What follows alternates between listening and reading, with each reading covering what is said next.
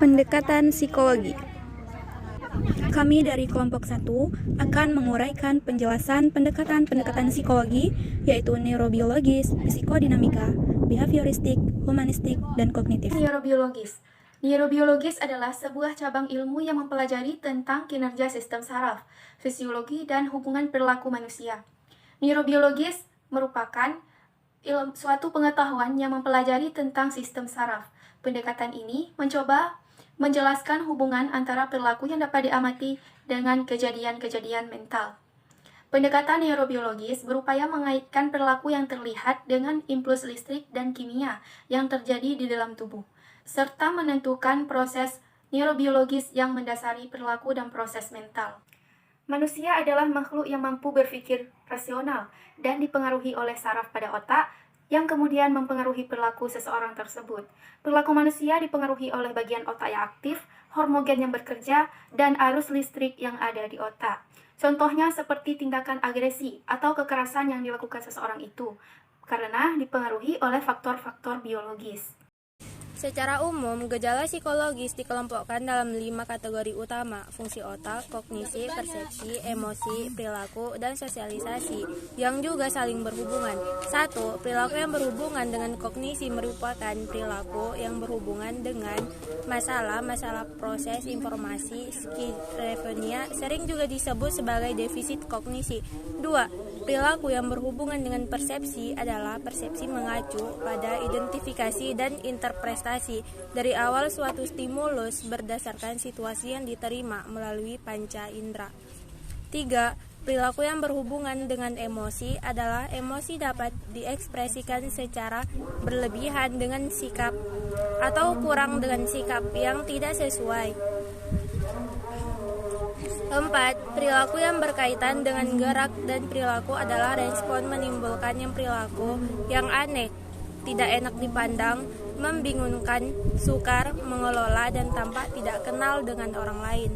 5. Perilaku yang berkaitan dengan hubungan kemampuan untuk menjalin hubungan kerja sama dan saling tergantung dengan orang lain. Pendekatan psikodinamika atau psikodynamic approach menekankan pikiran ketidaksadaran konflik antara naluri biologis dan tuntutan masyarakat dan pengalaman keluarga dini. Pendekatan ini berpendapat bahwa naluri biologis yang tidak dipelajari, terutama seksual dan dorongan agresif, mempengaruhi cara manusia untuk berpikir, merasa, dan berperilaku.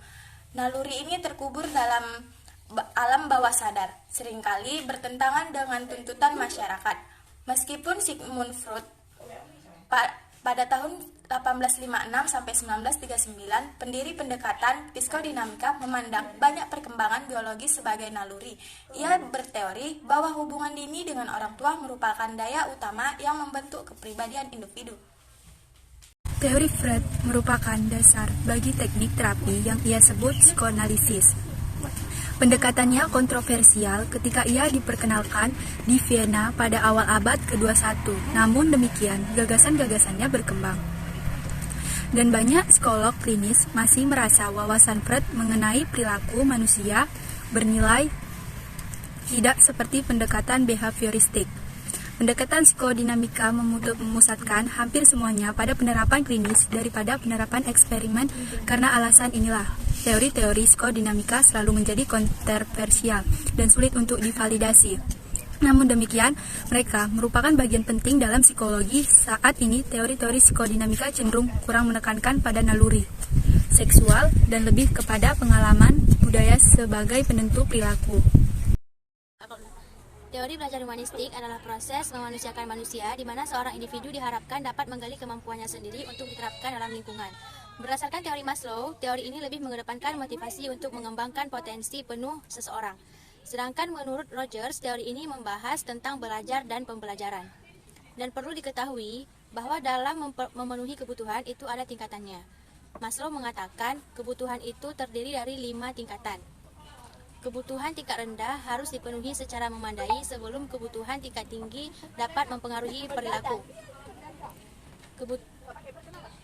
Apa saja kebutuhan tersebut? Yang pertama ada kebutuhan fisiologis seperti udara dan air. Yang kedua, kebutuhan rasa aman seperti mengambil asuransi menyelamatkan nyawa. Yang ketiga, kebutuhan sosial seperti keluarga, rasa kasih sayang. Yang keempat, kebutuhan penghargaan seperti tanggung jawab, pencapaian. Yang kelima, kebutuhan aktualisasi diri, menggali dan mengembangkan potensi yang ada pada diri kita sesuai dengan minat dan bakat. Kemudian, penerapan teori humanistik dalam pembelajaran. Yang pertama, guru dapat memberikan reward kepada peserta didik agar lebih semangat dalam proses pembelajaran. Yang kedua, peserta didik perlu dihindarkan dari tekanan pada lingkungan belajar. Yang ketiga, beri kesempatan pada peserta didik untuk mengembangkan diri agar dapat banyak pengalaman. Yang keempat, memfasilitasi peserta didik dengan sumber belajar yang beragam. Selanjutnya ada yang dinamakan teori behavioristik. Teori behavioristik dikenal juga dengan teori belajar perilaku, karena analisis yang dilakukan pada perilaku yang tampak dapat diukur, dilukiskan, dan diramalkan. Belajar merupakan perubahan perilaku manusia yang disebabkan karena pengaruh lingkungannya. Behaviorisme hanya ingin mengetahui bagaimana perilaku individu yang belajar dikendalikan oleh faktor-faktor lingkungan. Nah, artinya lebih menekankan perilaku manusia. Teori ini memandang individu sebagai makhluk reaktif yang memberi respon terhadap lingkungannya.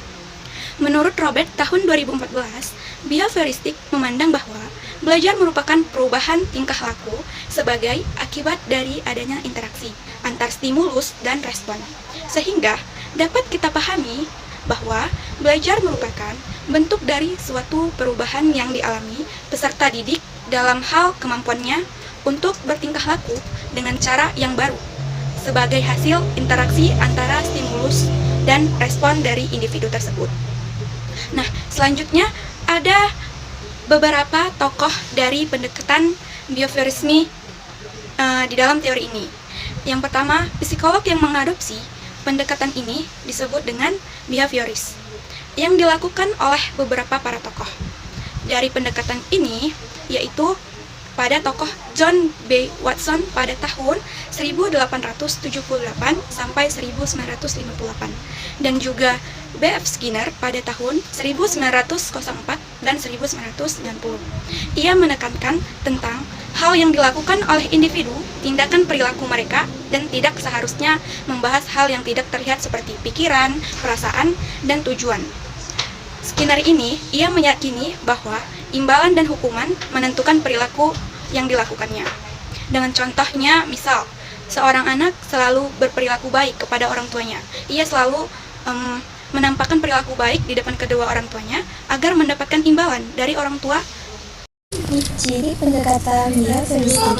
Ciri dari teori ini adalah mengutamakan unsur-unsur di bagian kecil bersifat mekanistik, meningkatkan keterangan lingkungan, mementingkan pembentukan reaksi atau respon, meningkatkan pentingnya latihan, mementingkan mekanisme hasil belajar, mementingkan peranan, kemampuan dan hasil belajar yang diperoleh adalah munculnya perilaku yang diinginkan. Pendekatan kognitif. Menurut psikologi kognitif yaitu proses mental yang membantu kita mengingat, mengambil keputusan, membuat perencanaan, menentukan tujuan, serta menjadi kreatif.